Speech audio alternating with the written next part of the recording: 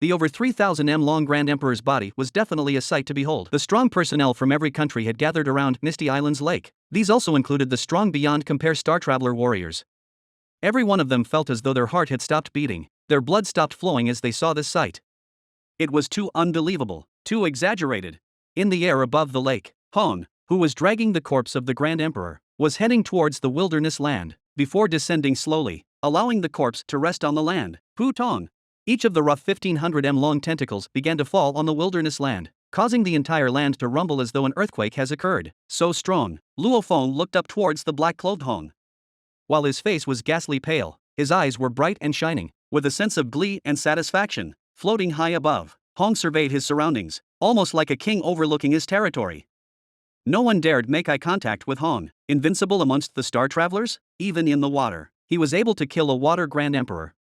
Luo Feng was really shocked. Invincible amongst the Star Travelers only meant that no other Star Traveler could be his match. It didn't mean that he had the ability to kill the Star Travelers at his level, like how the higher monster leaders were as strong and fast as the war god leveled humans, because of their diversity and growths, had a natural advantage in power and strength. Grand Emperor, just its body strength and everything else should be above Hong. It was even in its natural habitat, the water, when it battled. If it wasn't for Hong's own domain, any other level 6 Star Traveler would have instantly died, because Hong had his own domain. He was invincible amongst the Star Travelers. Be it on land or air, he was able to kill any enemy. However, in water, his power was greatly diminished, while the monster's power was greatly boosted. One diminished while the other got stronger. That was why Hong was not guaranteed to kill the Grand Emperor in the water. This time, however, with the Cloud Contact Vine, along with a few well-timed attacks and opportunities that he took advantage of, Hong succeeded. Grand Emperor, one day, I want to be able to kill one by myself. Luo Feng looked far at Hong, who seemed almost like a god, and his heart was filled with great longing.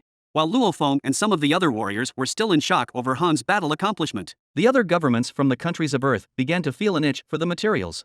Grand Emperor Corpse. This is the first the world's ever seen and acquired. Its price is immeasurable. My Prime Minister, we at the National Research Department have never gotten a piece of a Grand Emperor's body. I beseech you, Mr. Prime Minister, please talk with the Dojo of Limits to let us have a piece of the Grand Emperor's corpse. I suggest immediately buying a piece of the Grand Emperor's body, and the part we should research first should be the bone structure and skeleton, skin composition and more. We, the HR Alliance, are the world's leading weapon suppliers. We need this to research and create more powerful weapons and battle armors to continue to dominate the high-end market. The 5 great countries, HR Alliance and more were all eyeing the corpse greatly. One has to know that when the first corpse of a king-level monster first came about, this allowed man to create the SS-grade battle armors and weapons. This ultimately led to the SSS-level grade battle armors and weapons. However, in comparison, the SSS-leveled items were too expensive as they were completed made with high-grade and expensive materials. That was why almost no one bought the SSS-grade armors. With that kind of money, one would rather buy a Black God set. Now that the first Grand Emperor corpse was acquired, with intensive research and study, who knew what results and discoveries would be made? Night had come and it was dark. The Australian mainland, over the vast wilderness, had what seemed like a small mountain of a corpse lying on it. A black-clothed Hong was standing at the side. In comparison to the size of the Grand Emperor's corpse, was like an ant next to a giant. Lu Ha. Hong began to speak. Head. Lu Ha, who was far in the Hong Ning base, immediately responded. Immediately dispatch a research team, along with 2 special small teams of war gods. Using the fastest speed, get over here to Misty Island to meet me. Hong ordered. Yes, head. Lu Ha followed his orders. Not just that, Hong immediately ordered Beast of the 3 royal guards to rush over.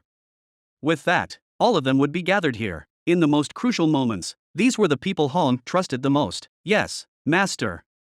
A low thick voice emanated from the phone's communicator. Brother Hong. A voice filled with ridicule sounded. Face still pale without a hint of blood, Hong turned coldly towards the voice. It was from the white-robed baldy Thunder God. Thunder God was smiling, raising his head to look at the enormous corpse. Brother Hong, I really admire you. You actually killed the Grand Emperor. Hong just nodded his head a little. Damn. Not in the least modest. Thunder God couldn't help but blink his eyes. Hong gave Thunder God a look with a sense of helplessness. They were both born right before the period of the Great Nirvana. Thunder God was a mixed blood, with a little Chinese and Indian lineage.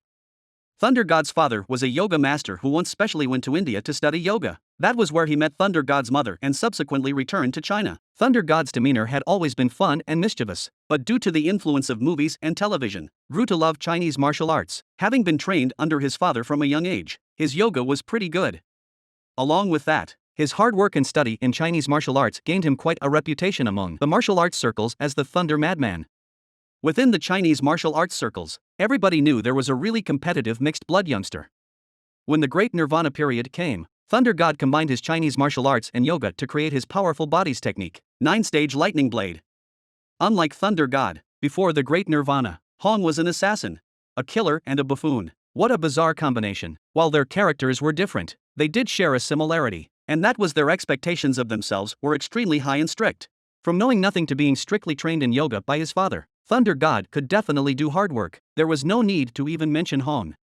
His background as an assassin led to his cold personality. During the Great Nirvana, the two's power levels suddenly soared. In addition to a few miracles plus their natural genius, the two mutually verified. Their strengths grew even faster. With the basics of the body and a proper training regime from a young age, Thunder God naturally grew stronger than Hong. Also, with such a systematic form of training and learning, his improvement speed had always been shocking. Be it body strength, speed, sturdiness and usage of the muscles and their limits, Thunder God was above Hong in all. Hong only had one thing: his perception and wits were extremely high. A star traveler having his own domain, naturally he became the world's strongest. Of these two, one established the Dojo of Limits while the other the Thunder Dojo. While those under them were constantly fighting and competing, Hong and Thunder God never stopped or intervened. The two have been through countless life or death situations together and were on good terms. The competition between the warriors below them had their benefits. Brother Hong, you've already killed this Grand Emperor. There's still 2 more in the sea. Can't you kill them too? Thunder God asked. If you do that, our lives would be a lot easier and safer. It's not the same. Hong shook his head. This lake's depth is only 300 m, in spite of its large area. To the Grand Emperor, one tentacle alone is 1500 m. This means that in the lake, it is difficult for it to fully move. The shallow depth limits its full capabilities. Not to mention it barely just evolved to the Grand Emperor level not long ago, not fully learning how to utilize its body and power.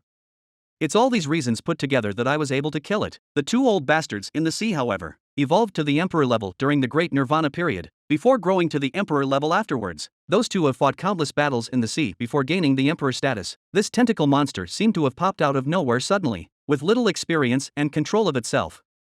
It doesn't hold a candle to the other 2.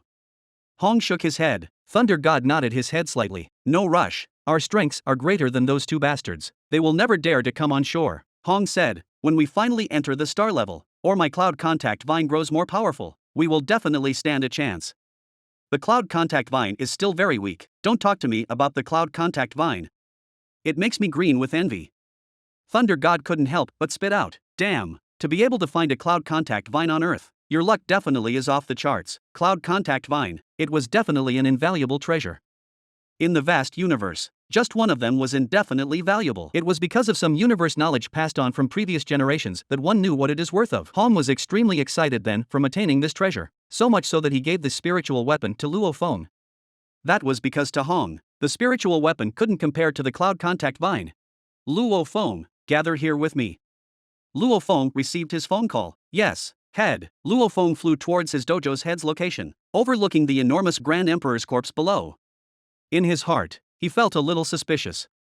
If the head had enough power alone to kill the Grand Emperor, why did he need to gather him over? To Hong, a few more helpers and representatives shouldn't make any difference. So, Luo Feng descended. At the same time Hong was standing at the side of the Grand Emperor's corpse. Beside him stood the Great Allure and Ice Mountain. Head.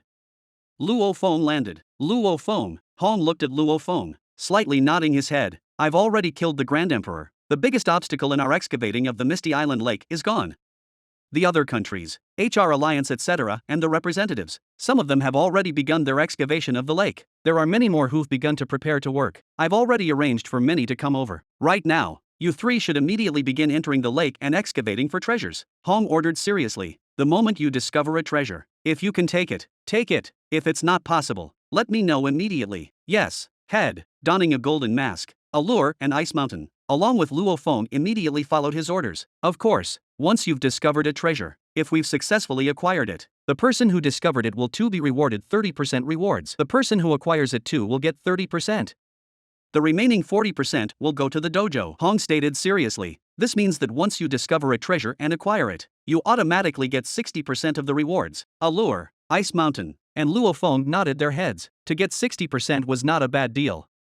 Also, once they acquired the treasures, they didn't have to worry about theft or fights from others, since they had Hong backing them. Good, You three can set off now, Hong ordered. Yes, Luo Feng, Allure and Ice Mountain followed the order. They immediately became three bright lights rushing towards the lake. At the same time, countless other representatives and warriors, occasionally one or two at a time, flew towards Misty Island Lake. A big excavation that captured the attention of the whole world had just officially begun.